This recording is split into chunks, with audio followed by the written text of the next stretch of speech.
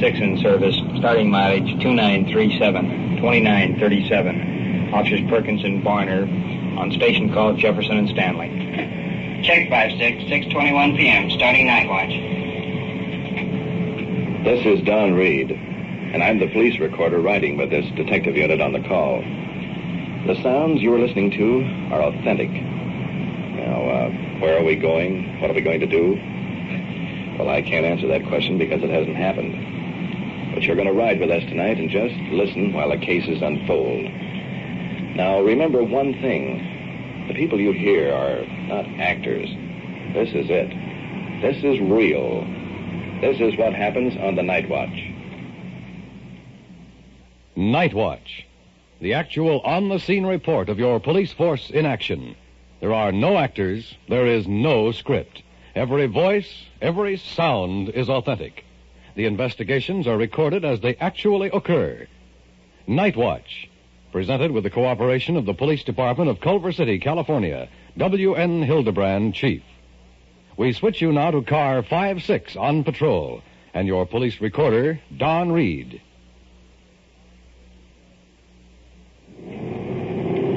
It's 6:23 p.m., and we're already on a call here on the Night Watch. And just as we were leaving the station, the watch commander ordered this unit to Jefferson and Stanley at the gas station to investigate a possible suspect passing bad checks.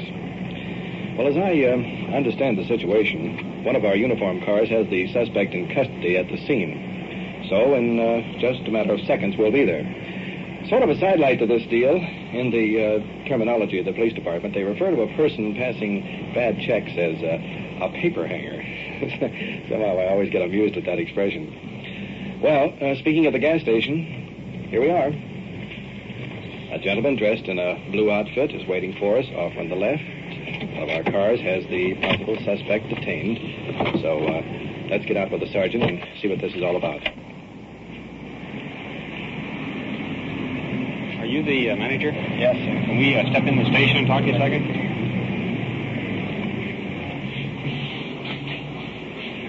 I understand you had some bum checks passed here. Can you tell us a little something about it? Yes, I can.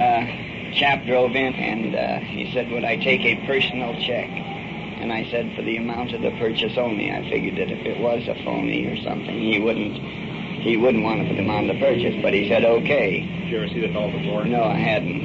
Said to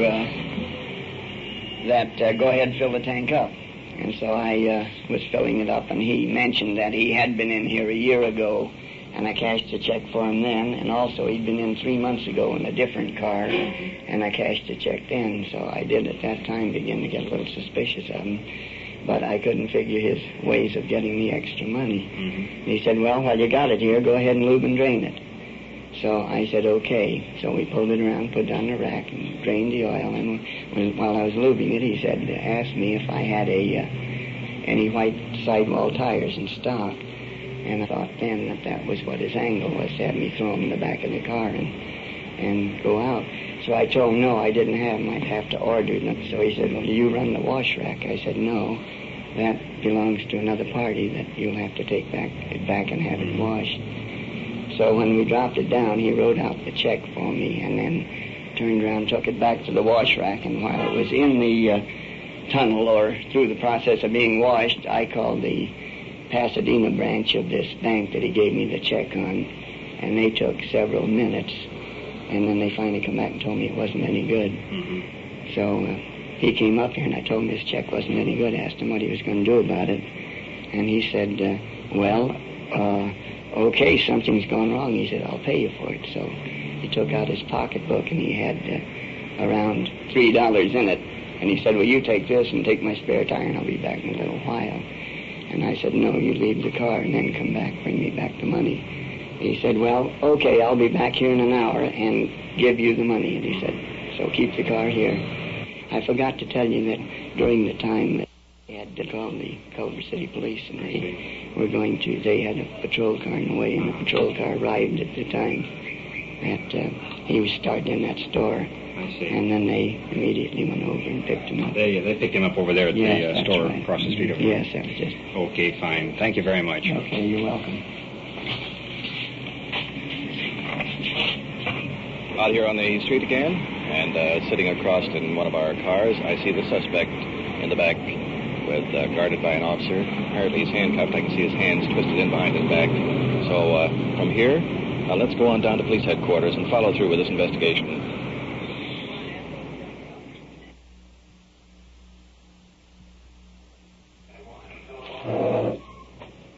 I'm speaking now from the Detective Bureau and Police Headquarters.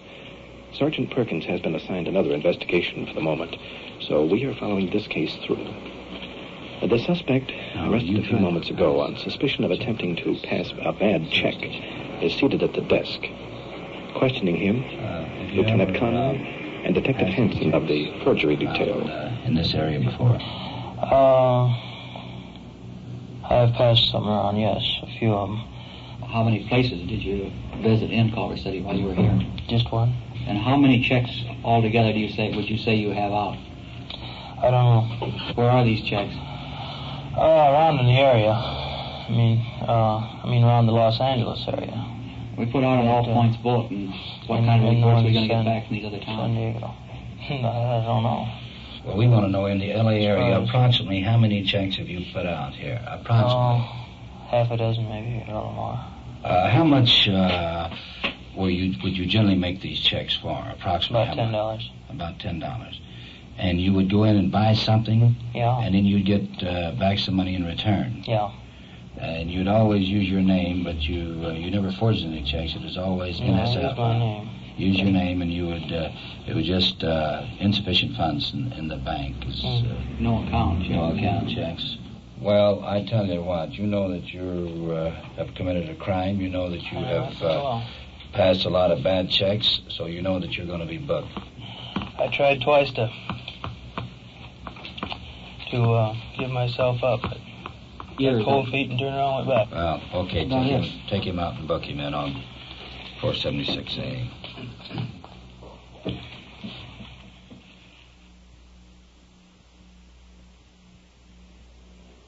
It's 8:42 p.m., and we're here in the cell block at the police station. Well, since we're not quite ready to go back on patrol at the moment, there's a couple of questions that I'd like to ask this suspect, sort of off the record. So let's go over and have a talk with him.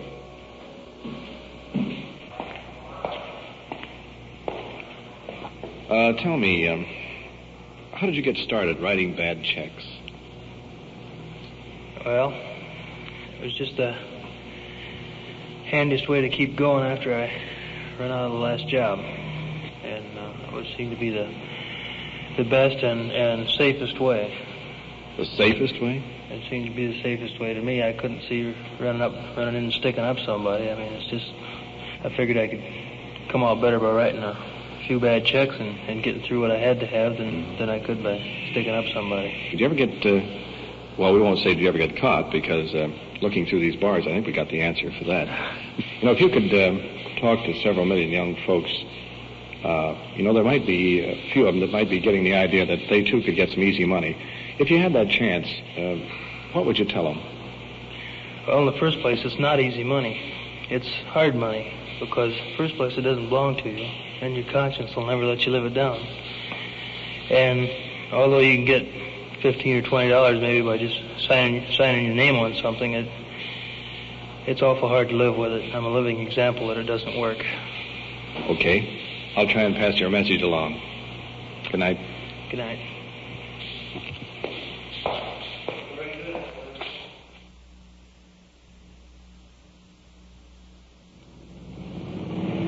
We've just received a call of a possible attempt suicide in the car, so we're rolling right now. This call sort of caught us off guard. Well, we were just pulling into a drive-in to have dinner. The sergeant picked up the phone to request code 7, and bang, here we go. Looks like dinner will have to wait a while. We've had in our siren, rolling code 3. 5-2, come in. Here comes a call on our speaker. 5-2, go ahead. 5-2 at Culver and Globe. Attempt suicide. I'm notifying the fire department now. You heard control 1 advise fire department notified. Means sending inhalator. Also, Unit 5-2, one of our uniformed cars, is running with us. We'll be there in just a matter of seconds now. As we approach each intersection, that siren hits such a high peak it's almost impossible to talk.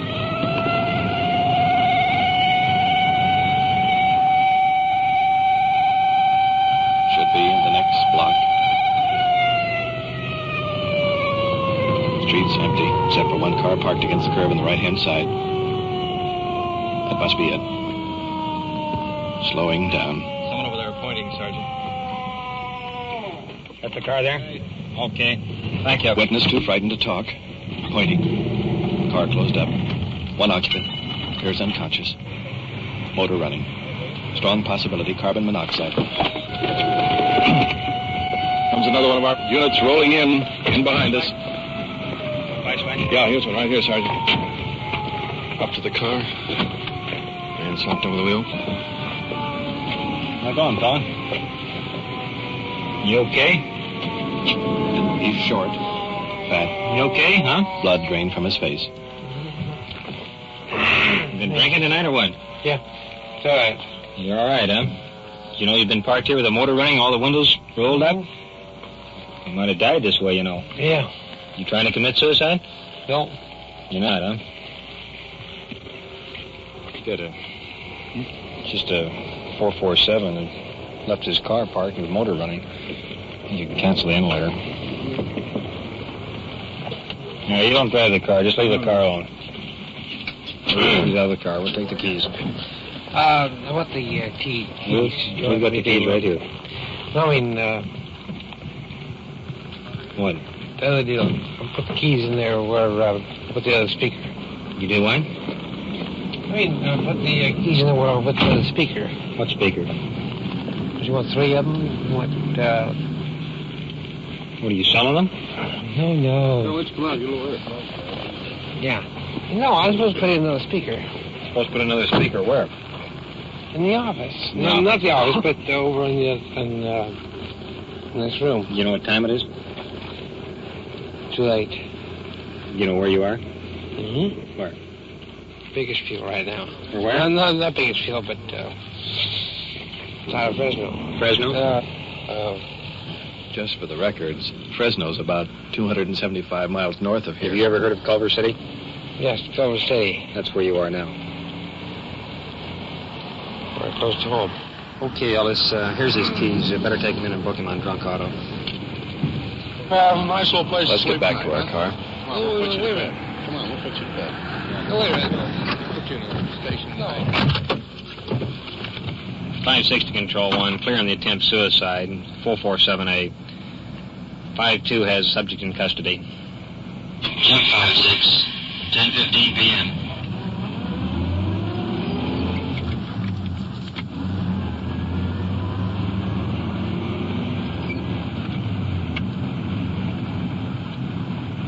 What you so quiet about? Just thinking. What about? That guy. What about him? Oh, I don't know. I was just thinking we had to roll code 3 through all that traffic just for a guy asleep in a car. What's the matter? You want to go back being a radio announcer? No.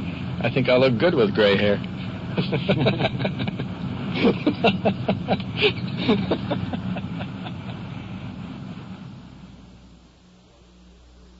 You are listening to Night Watch and following the activities of a detective unit on their tour of duty. The people you hear are not actors. Every voice, every sound is real. Investigations are recorded as they actually occur. We'll give you the final results of tonight's cases at the conclusion of The Night Watch. We all know that insurance is a pretty important thing to have. We insure our homes, our cars, even our lives. Today, more than any other time in our history, we need country insurance. That's right, we need an insurance policy that will cover everything we own, including our lives, from the total destruction of an atomic war. That insurance is the Ground Observer Corps. Find out how you can become a member of the Ground Observer Corps by calling your information operator today. And now we switch you back to Detective Unit 5-6, now on patrol in the field, and to Police Recorder Don Reed.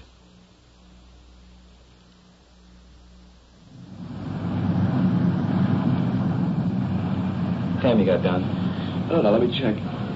It's 10:30. I'm hungry, to be honest with you. Me too. Let's eat. 5-6 to 1, requesting 7 at the Hilltop. Control 1 to 5-6. Continue patrol. Stand by for call. 5-6, roger. Well, that takes care of that. Must have something hot. Yeah, it could Control be. 1 to all units. At 1216 Jewel Drive. Ambulance cutting. 5-6, handle the call. Code 3. 5-6, 10-4. There goes our dinner. You heard that call. Ambulance cutting. That's the only information we have. There's been a knifing of some sort. Apparently, someone has been injured. There goes our siren now. Sergeant's cutting it in. A knifing. Let's see, what does it mean? Is it over with? Is it still going on? What do we look out for when we get there? Well, we're all sort of thinking along those lines right now. Now, we have to drop our speed considerably as we approach each intersection so as not to outrun the sound of our siren. If you see any motorists coming in from the side street, you can only hear our approach from a short distance, especially if they happen to have the radio going in the car. And now the sergeant's really blasting that siren coming into that intersection. Getting closer. And it's an even number. Should be on the left-hand side of the street. Here it is. Here it is. Small hotel. We're sliding into a stop with a group of people scattering for cover. They're waving us into the building. The sergeant is out of the car. Let's get going. On the street. Into the building. Man standing halfway up the stairs. There's blood flowing from his arm or chest. I can't be sure. Now he's starting to run, and the sergeant is chasing him. He's turning into a room. The sergeant has him trapped in the corner. I don't want to go. You don't want to go where? I don't want to go. Take a look at this arm, ain't it? I don't want to go. What happened, fella? I don't want to go. Don't want to go where? I don't want to go. I don't. Just someone make a tourniquet of this arm. The sergeant is grabbing a tie and combing off the dresser to make a tourniquet. Okay, just relax a minute. Hold it. Hey, I don't want to go. All right, let me get this tourniquet on I you. don't want to go. I don't want to go. Hey. Hold it a minute, fella, will you? Hey, I don't want to go. I don't want to go. Let's get this tourniquet on. Hey, you understand it, don't you? Yeah, we understand it. Hey, You want to call an ambulance, Bill? I don't want to go. I don't want to go. Okay, now let's just hold it here a minute. Do you know what happened? Look, sit down a minute. Sit down a minute. You want to tell me this what happened? Yeah, what happened? Do you really want to know? Yes, sir. Keep your arm up a little bit, will you? So the blood doesn't drip all over. Keep it up here like that. Tell us what happened. What happened, fella? I don't see it so much. It's pitiful. Well, what happened tonight on this deal? What'd you do? Did you try to slash your wrist or something? Huh? I just can't see no more. I just. Well, just relax. Take it easy, I boy. just can't see Relax no more. a minute, will you? We're trying to help you here. Now, just relax. You want to tell us what happened? Hey, my arm's starting to hurt. I know it's going to hurt, but we can keep this closed for about 20 minutes before we have to release it. All right, so I done wrong. I saw I done wrong. What did you do? I was going down there. You got the bleeding stopped, Sergeant? Much as possible, Don. You want to tell us what happened? I just took a razor. I don't know. I don't know myself. Do you know that? Where's the razor? Is it in the room here? Is it up in the shower room or where? I don't know. Don't let that... Just sit down, relax. Okay. Just hold it right there. Boy, I'd like to get that... Come on. Just relax now. Look. You're just aggravating the situation now. I'm aggravating it. Why don't you listen to me? We are. We're trying to. Why don't you listen to me? Tell us what you know about it. There he is, boy. Come on, shake it. As far as I can see, no one came into the room. You want to tell us what happened? Just glancing out the window. There's an ambulance pulling up to the curb out there. Right there. Don't you see him? No, I don't. Huh? I don't want nothing to do with you. A couple of the officers are up here now, and are assisting the victim downstairs to the ambulance. Sergeant, can you make anything out of this? I've got some ideas, Don. One thing we know for sure, those wounds weren't self-inflicted. Somebody's been working that fellow over with a razor blade. You can say that again. Let's get over at the am and see that he gets in there okay. Roger. Down on the street, the officers are having a difficult time getting the victim on a stretcher. All lay down. Fine. Now, well, that's good enough, ain't it? I mean, now, what more to expect? Ain't there a... Slow right down there. Can you take him up a little bit further? Yeah, slide up this way, man. Slide up. That's- I can slide up more than you ever saw. All right, put your foot down there, fella. Let me out of here. It's apparent the victim is entering shock, whether he realizes it or not. He's lost a lot of blood. His face is very, very pale. I wonder if you'll ever know how lucky he is we arrived in time. Hey? That's fine.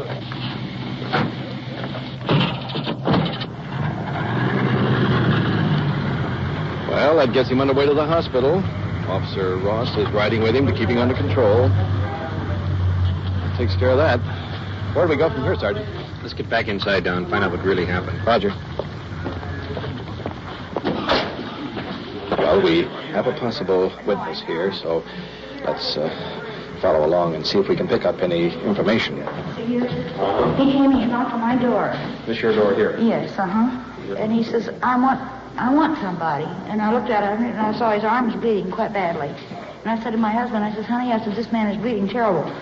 And so he tried to put a tourniquet on it, and he couldn't do it. So he goes back upstairs and he says, I want help. He's here where he threw blood on me, clear from upstairs, downstairs. Do you know who he is or how long he's lived here? No, I don't. But I do know this much. Look down here by this rat pack. You're going to find a bunch of them down here. What rat pack? Where? Don't say anything. Where? Right here. He didn't cut himself with a razor. He was cut with a knife. Now, who cut him? He was cut out front. Did you see it? No, I didn't see I it. know he was cut. He told me when he came He down told here. us that he sliced his own wrist. Oh, he didn't. Well, that bit of information probably won't help much because it doesn't match the physical evidence. Where to, Sergeant? Wait a minute. I got a hunch. Let's go on back upstairs. Okay.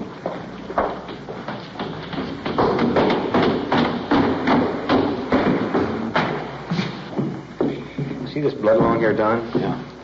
This is where he must have come up and down the hallway several times. Yeah. Check this room here. There's a pool of blood in front of it right here. There's a lot more here than there was down farther. You can say that again. This isn't his room either. Wait a minute, let me check the door. It's open. Is it? Yeah. Let's go in. Entering the room. Man, slumped over on the bed. Everything is just covered with blood. Now, there's a razor blade on the nightstand next to him. Is he alive, Sergeant? Yeah, he's alive. This is apparently where the fight started. I'll wake him up in a minute. Let's look around a minute first. We had a pretty good fight. There's blood all over the wall, splattered on the wall and the windows. A pool of blood down here. Yeah. Hey, I got the same information. This is the guy. Yeah, I know. 37, this is the room? There's a razor in the glass here. Get up, mister. We're police officers. Get up, we want to talk to you. What was the fight all about? I don't have any. You don't have any what? Fight.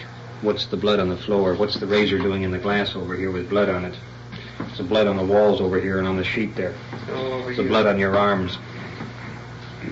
You want to tell us about it? Oh, yeah, sure. I'm a police officer, yes. That's a police officer there with a uniform on, too. What was the fight all about? You don't know. Come on, let's go. On your feet. Let's go. Well, I haven't done nothing. Officer Bernard and Sergeant Perkins are now putting the handcuffs on the suspect. Go on, quietly. You're under arrest. Take him in the station, will you? And book him.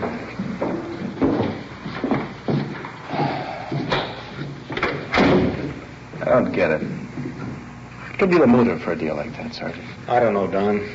I think when those fellows sober up tomorrow morning, they won't know either. Yeah.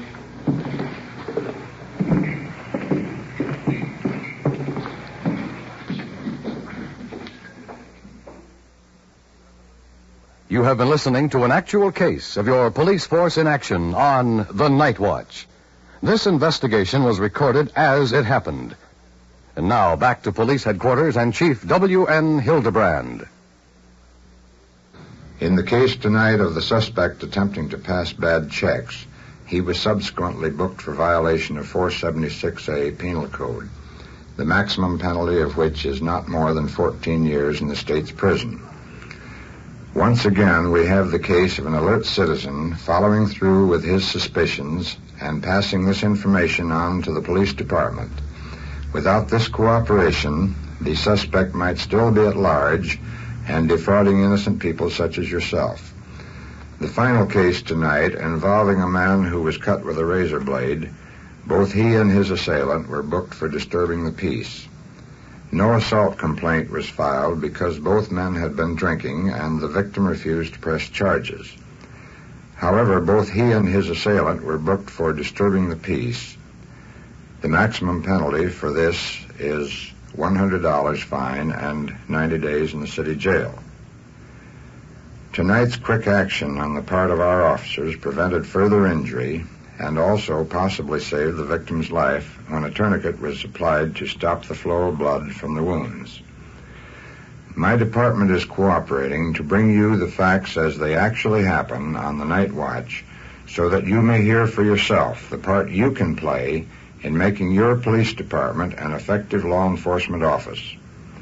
If we accomplish only a portion of this, then our efforts shall be well rewarded in bringing you the night watch. Thank you, Chief Hildebrand.